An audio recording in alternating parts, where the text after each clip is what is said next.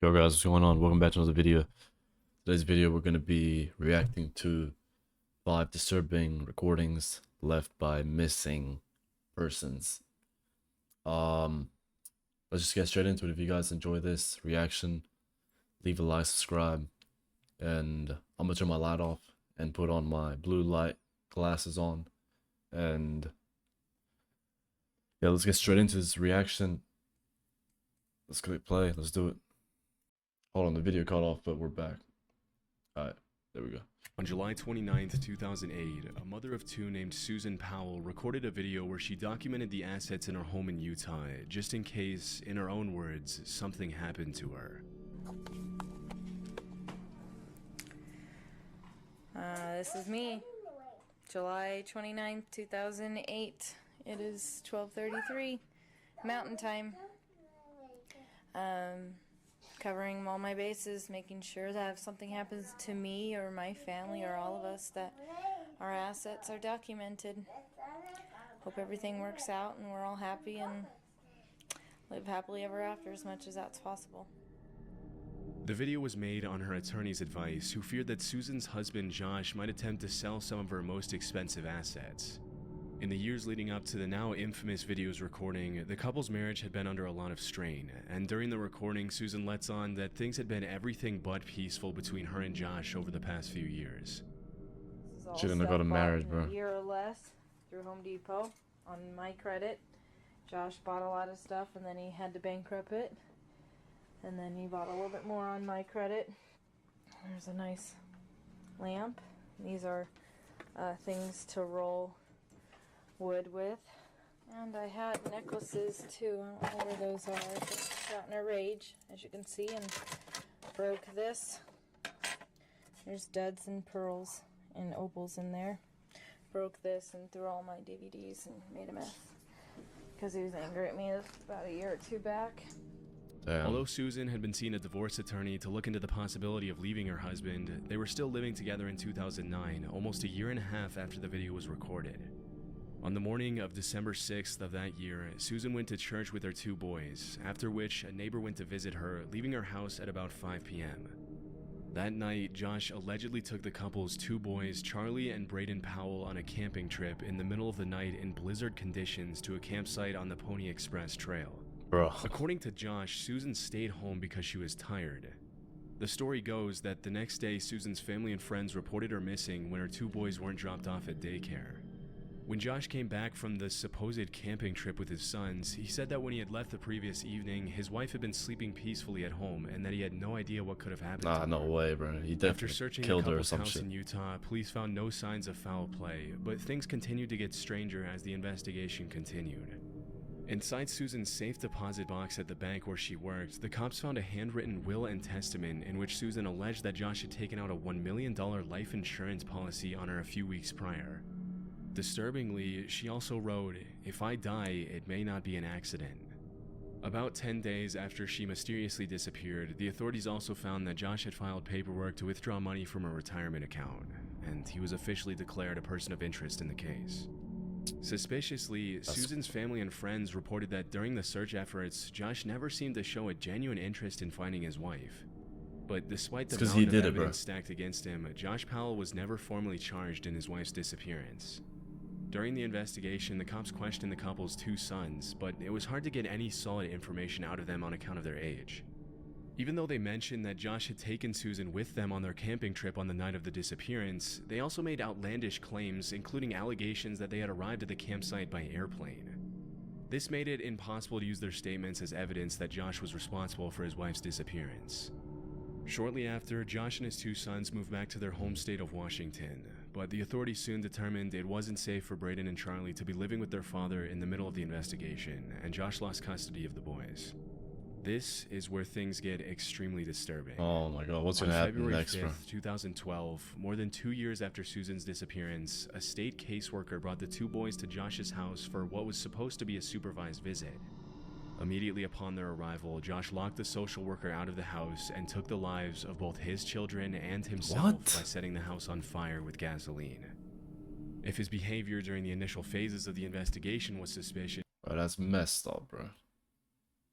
First of all, kill your wife, and then you're like, alright, my life's fucked anyways, and then you kill you and your 2 sons. You just ended your bloodline, bro. I don't know why people do that shit, bro. It's like fucking, it's just crazy people, bro. I don't know. The unspeakable That's just crimes what it Josh is. committed on that day in 2012 were about as clear of an admission of guilt as you can get in a case like this. In the aftermath of the tragic incident, the cops started looking into Josh's brother and father, who they suspected knew more about the case than they were letting on. Even though they had solid evidence to suggest Michael, Josh's brother, had helped him conceal Susan's body, the case reached a dead end when Michael also took his own life in 2013. Yeah, bro, they were guilty, More bro. than a decade later, Susan's dad won a lawsuit against Washington State for nearly $100 million on grounds of negligence and failure to protect the 2 children who were supposed to be in the state's custody, a big chunk of which he gave to a charity to support domestic violence survivors. Almost 15 years after her disappearance and murder of her 2 children, people still gather in Susan's hometown of Puyallup, Washington every year to pay their respects and honor her memory. The last video Susan made documenting her assets received a lot more attention after I didn't know she everything was happened. dead, bro. With hindsight, the video is portrayed in I a much didn't more think she was gonna die, to be disturbing honest. light. Susan saying things like, "I'm recording this just in case anything happens," makes you wonder if she knew her husband could do something this horrible as she was filming. Over the years, Susan's father has been alerted of possible locations where his daughter's remains might be buried, including abandoned mines in Utah and other isolated locations. Sadly, every lead has turned out to be a false alarm, and it's very unlikely that Susan's remains will ever be found. I thought she would just be missing. Well, missing is like 50-50 Amber death or Tucaro not. was a but 20-year-old Canadian First Nations woman from Fort McMurray, Alberta. In August of 2012, she flew from Alberta to Edmonton International Airport and booked a hotel room with her 1-year-old son and a female friend for a short vacation. That night, she got excited about the trip and decided to hitchhike into the city by herself. Hitchhike, after bro. which she was never seen again. Come on, bro. When Amber didn't return to the hotel the next day, her friend called her mother, who immediately called the Royal Canadian Mounted Police. Soon after, Amber was declared a missing person. The authorities dug into her phone records and found that she had received a phone call while she was in the company of an unidentified man. The recording is pretty unsettling, especially since it marked the last time she was ever heard alive. Where are we by? We're just heading south of Beaumont, or north of Beaumont. We're heading north of Beaumont. Yo, where are we going? No, this is a... Are you f***ing kidding me? I took the back roads. You better not take me anywhere I don't want to go. I want to go into the city. Jeez. Yo, we're not going into the city, are we? We're going. No, we're not. Yes. Then where the f- these roads going to? Bro, it's just unsettling, bro. 50th Street. So it's Are you her sure? and her 1-year-old son. That's. Yo, where are we going? Why would you hitchhike, bro? 50th Street. East, right? Over now. Bro, I'd rather walk however long I need to, like an hour, than hitchhike and get there in the 5 minutes, recording, but I a might male not be driver alive. Can be heard reassuring Amber that they're heading where she wants to go, but she doesn't seem to be buying the story and is obviously pretty distressed. On August 28th, the cops released the phone conversation, but they didn't officially start investigating the disappearance until well after a month after Amber was reported missing. Sadly, when Amber's mother pressured the cops to do something and help her find their daughter, they dismissed her and told her that Amber was probably just out partying and would turn up soon. Tragically, on September 1st, 2012, just 4 days after the audio from the eerie conversation was released, the remains of Amber's body were found on a rural property near Leduc County by a group of horseback riders. One of the most frustrating aspects of this case is how unprofessionally the disappearance was handled by the Canadian police. After just 1 month of searching, Amber was taken off missing persons list based on a series of suspicious, unconfirmed, and anonymous sightings in Edmonton, and it took her mother an entire month to get her back on the list. By the time she was put back on the list by the negligent cops who made the unforgivable mistake, her property, which could have been used as evidence, had already been accidentally destroyed after it was recovered from her hotel. Over the years, a few women have come forward claiming to know the identity of the man in the recording, with all of them accusing the same man. The authorities say they've looked into him, but he wasn't declared a person of interest. A few years ago, another man came forward and claimed that the man in the recording was his father, an American citizen with no legal standing in Canada who had been living on a ranch in the greater Edmonton area. If the man's testimony is to be believed, his father is also responsible for several other mysterious disappearances and deaths that have taken place in the area over the last few years. One of the most disturbing aspects in the recording is the audible dishonesty in the man's voice, which is pretty much clear as day when Amber asks if he's sure they're going into the city, and he responds with an extremely fake "absolutely." It's also pretty messed up how the cops handled the case from start to finish, and many people suspect the cause of the unprofessional management of the case was just straight up racism against the Indigenous woman. Hopefully, we'll someday have an explanation for what happened that night to Amber Hopefully, Tucano, bro, hopefully. but for now the case remains a pretty disturbing mystery. Rest in peace. In late 2014, a YouTuber named Kenny Veach commented under the username SnakeBitMcGee on a video titled "Area 51 Technician's Son Discloses Secret Alternative Energy." Hold on. The comment read, "That ain't nothing. I am a long-distance hiker. One time during one of my hikes out by Nellis Air Force Base, I found a hidden cave. The entrance to the cave was shaped like a perfect capital I think I've seen M. this. I always enter every cave I find, but as I began to enter this particular cave, my whole body began to vibrate. The closer I got to the cave entrance, the worse the vibrating became. Suddenly, I became very Yeah, I've seen scared this, and bro. hightailed it out of there. That was one of the strangest things that ever happened to me." As you can imagine, Kenny's comment immediately caught a lot of people's attention. Some people called Kenny a liar, while others encouraged him to find the cave again and record his findings. And so he agreed to do just that. On October 18th of that year, Kenny uploaded a video of his long-distance Yeah, I've hike in the seen Nevada this, bro. desert in I'm just gonna explain what happened already because I've seen it. He finds this cave, and he says that he went back home and he has a handgun with him now because last time he was in it, he felt what we just read. He felt like vibrations and everything. It used to be like an X Area 51 place, and he films this video, and that's the last time he was seen. That's just all I'm gonna say, bro. which he It's attempted crazy. This one actually freaked me out. I was like, it's a mystery, but no one knows what happened to him. to find the cave for a second time.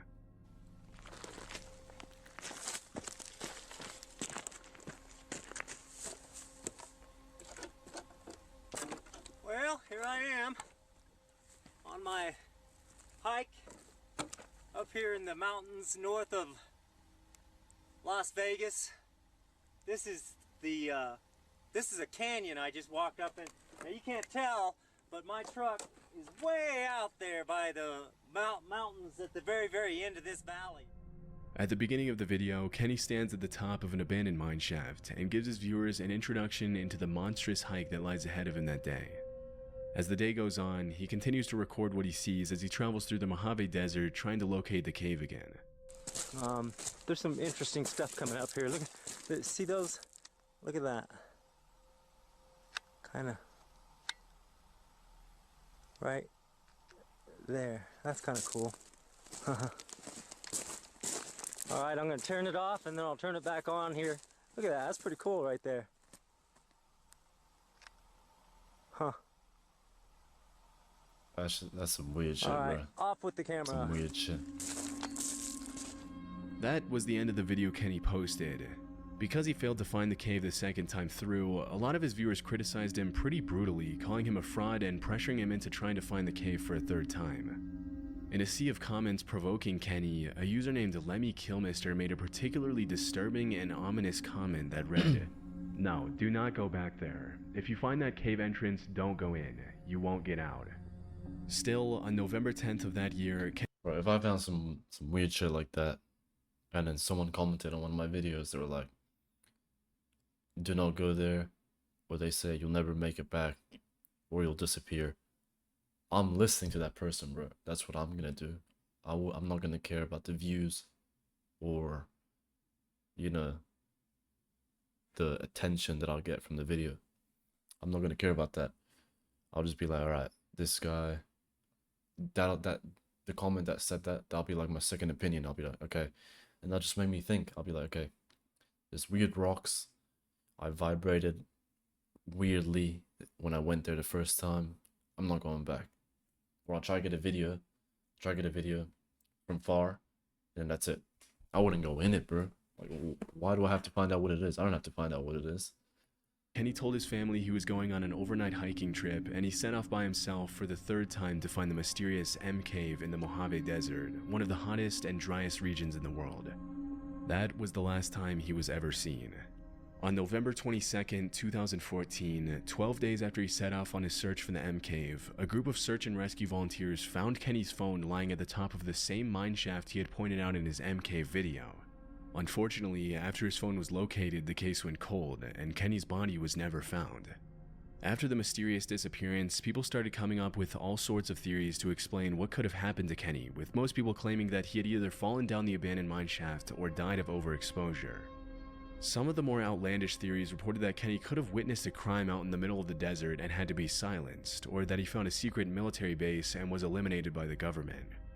However, a few months after his disappearance, a comment on the original video made by a woman named Sharon Pilgrim shed light on an entirely new possibility, that Kenny had taken his own life. The comment read, "I am the girlfriend that Kenny spoke of in the video. Kenny has not been found, and I feel that he probably will not be found for many, many months, if ever. I want you to know that I do not think Kenny had an accident. I believe he took his life. He battled with depression for many years and would not take medication or see a doctor. He quit his job a little more than a year before he disappeared." In response to his phone being found at the mine shaft. I don't believe that. That's something that they told her to say. They told the wife to say that. To come up with some bullshit story and say that 100% that's what happened. 100%. Let me know in the comments if you guys agree.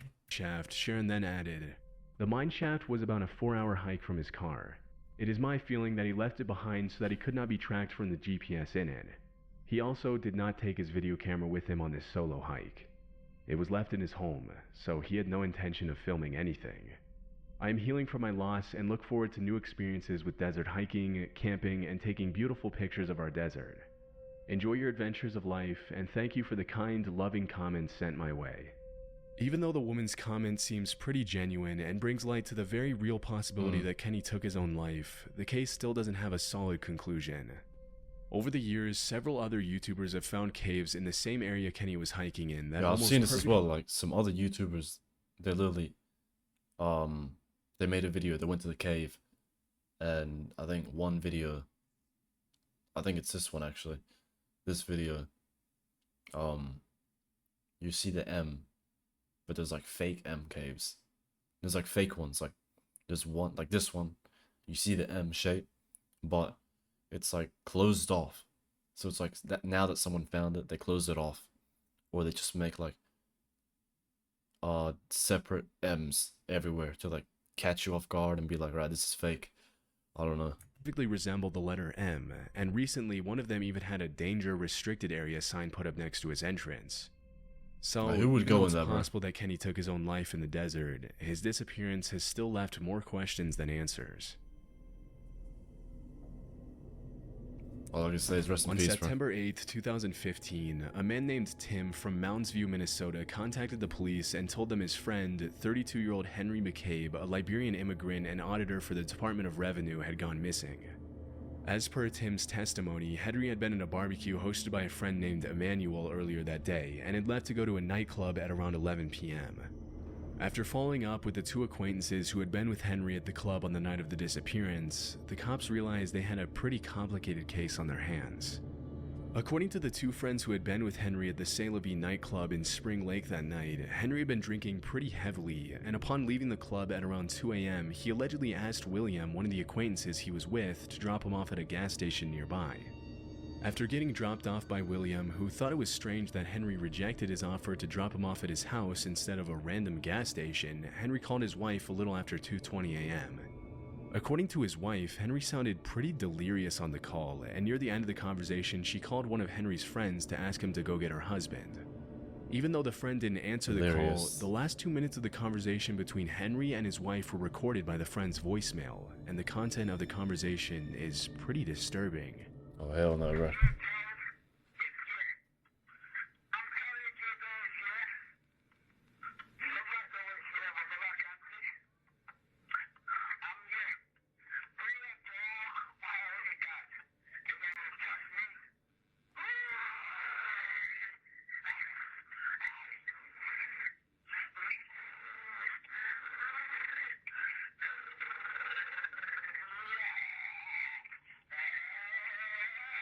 Bro, what the hell, man? Nah. That shit gives me chills, bro.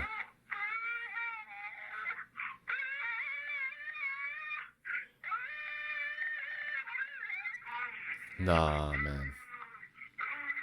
That's some. Nah.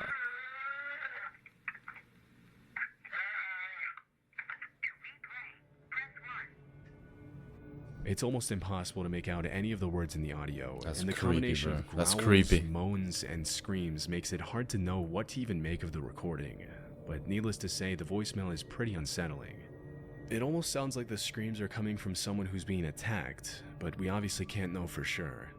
That same evening, another acquaintance called Henry and later told police that it sounded as though Henry had gotten into an altercation with someone in the middle of the call. Strangely, even though Corrine McCabe, Henry's wife, mentioned that the sounds her husband was making during the call were extremely out of character for him, who was usually perfectly articulate, she only made a single call to one of Henry's friends to try and get him to pick up her husband, and when she didn't get a response, she went right back to bed. Even more weird. strangely, during her questioning, Corrine repeatedly told the cops that she knew Henry was alive, even though she didn't have the evidence to prove it directly. After this extremely disturbing voicemail was recorded, Henry's phone records show that he called a Texas number that he had called over 20 times that day, but when the cops tried to trace the number, it came up as no longer in service. It's impossible to know if the calls themselves were made by Henry or someone else, but after the unsettling conversation with his wife, phone records show that several calls were made from Henry's phone to that same now disconnected number in the days following his disappearance. As the investigation went on, things continued to get stranger. Suspiciously, the cops never found footage of William's red car pulling up to the gas station where he had supposedly dropped Henry off, even though they checked the entire night's footage from all angles. William later ended up changing his story and alleged that as soon as he dropped Henry off, he immediately got back in the car and William dropped him off at another gas station a couple of miles away. It was later revealed by a confidential FBI informant that during the searches that took place after the disappearance, Emmanuel, the host of the barbecue, and a group of 3 other men would often stand a few feet away from the rest of the search party and talk suspiciously among themselves. Still, it was never determined if they had anything to do with the disappearance. On October 2nd, almost a month after Henry went missing, a strange anonymous letter was sent to the New Brighton Police Department a few miles from where Henry went missing. The letter read, "Henry McCabe, his body next to water, partially buried. Needs search dog to find. Witness who saw burial scared, female young, asked to come forward. Can remain anonymous and will protect."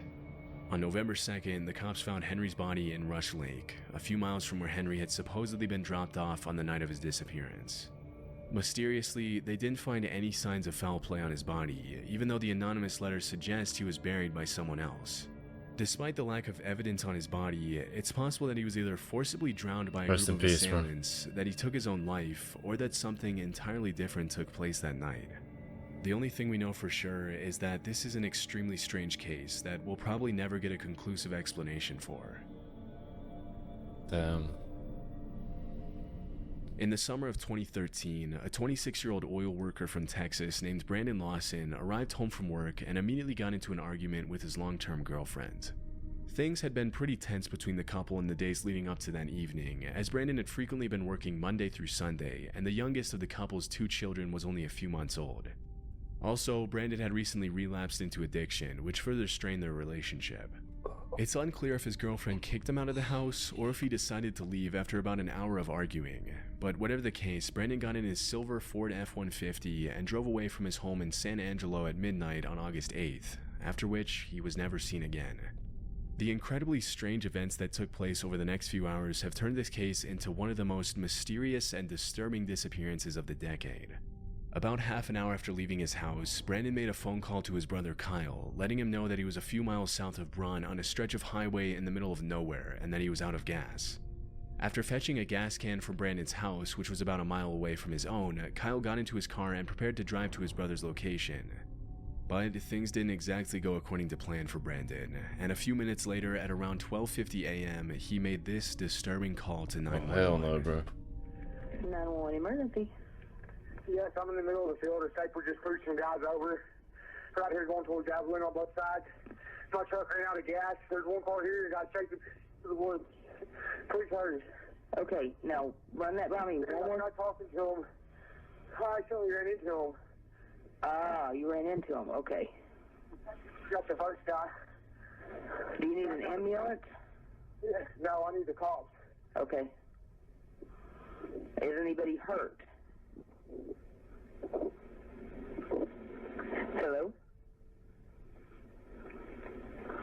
Hello? They were too late. Hello? Oh, he said help me. Although it's hard to make out what's going on in the background, many people have alleged that they can hear the sound of gunshots and other people talking in the audio, but it's hard to confirm what exactly was being said and what was even going on during the call. He was trying to whisper, 8 bro. minutes after Brandon's Couldn't be 911 loud. call, another driver called the cops to inform that a silver F-150 had been parked pretty dangerously on the highway with the back of the truck sticking out into the other lane. Following his call to 911, Brandon continued to contact his brother Kyle by phone, and they exchanged a series of strange phone calls. Even though these next calls weren't recorded, according to Kyle, Brandon sounded extremely paranoid, repeatedly claiming that he was being chased out of town by the Mexicans in the neighborhood. When Kyle asked him if he had been using drugs again, Brandon immediately denied it. At around 1:10 a.m., Kyle arrived at the location where the truck was parked, but Brandon was nowhere to be seen. A few minutes after his brother's arrival, Brandon once again called Kyle and made a series of disturbing statements, claiming that he could see Kyle and the officer that had just arrived at the scene, that he was bleeding, and that they needed to hurry. Disturbingly, he was nowhere in sight. For the next few minutes, Kyle continued to try to get in touch with Brandon, but all his calls went straight to voicemail.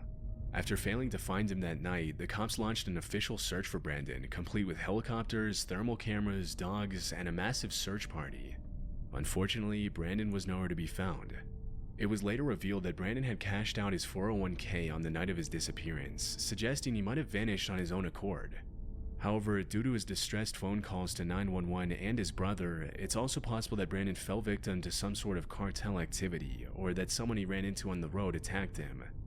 In February 2022, a small search party consisting of family members and friends found a pair of shoes and clothing that matched the description of what Brandon was wearing on the night of his disappearance. And after searching the area, the cops found human remains near the location of the shoes and clothing. Damn. Even though the remains were sent to be tested more than 2 years ago, there still hasn't been a definitive answer for whether they belong to Brandon or what could have happened to him that night. Hopefully, with time, more conclusive answers will surface to give Brandon's family a sense of much-needed closure. Until then, this will probably remain as one of the most disturbing missing persons cases from recent years. That's the whole video, guys. I'm gonna turn on my light. Actually, I'll just leave it like this. But if you guys enjoyed this, leave a like, subscribe, and see you guys in the next video. I'll see you guys then.